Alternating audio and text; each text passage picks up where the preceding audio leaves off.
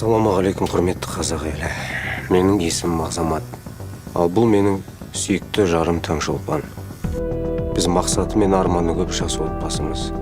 Бірақ тағдырдың тәлкегімен біздің отбасымызға ауыр сынақ түсті.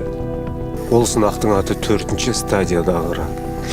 Көмектесіп жатқан барша туыстарға, достарға мың алғыс. Бірақ мен өзімнің ерекше рахметімді сүйікті жарым Таншоға айтқым келеді, себебі ол маған емделем деп уәде етті. Ал мен емделеді деп сенем. Бірақ бізге толықтай жазылу үшін қаражат жетпей жатыр. Сондықтан құрметті қазақ елі, өтінемін, Алла разылығы үшін көмектесіңіздерші.